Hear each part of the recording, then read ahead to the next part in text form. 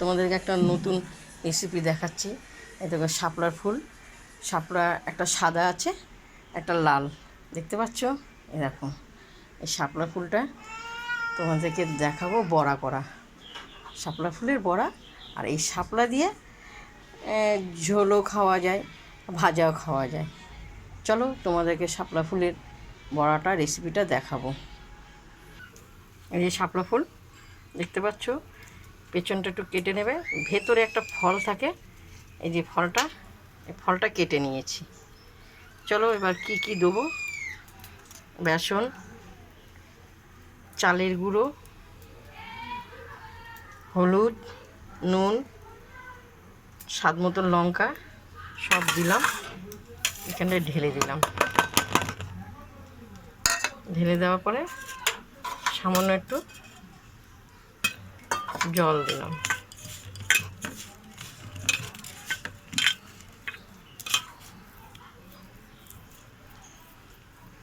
আর একটু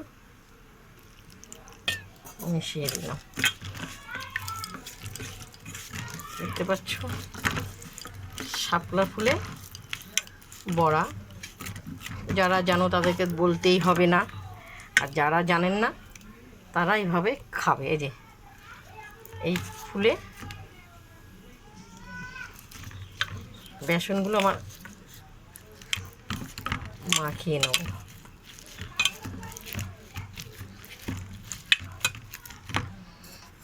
একটু জল দিতে হবে, ধরছে না,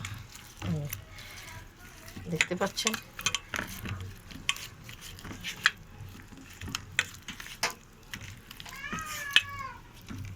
তেলটা গরম হয়ে গেছে, ফুলটা ছেড়ে দিলাম।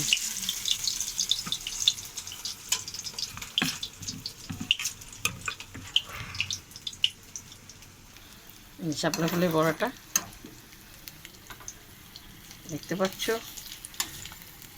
অসাধারণ হবে, খেয়ে দেখবে তোমরা।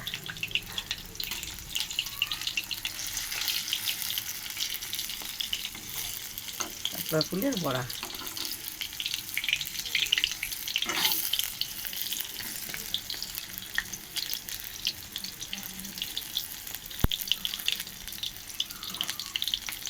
বড়াটা পুরো ভাজা হয়ে গেছে,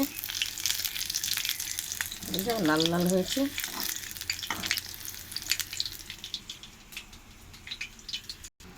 প্রথম থেকে লাস্ট তোমাদেরকে দেখালাম শাপলা ফুলের বড়া, দেখতে পেয়েছো?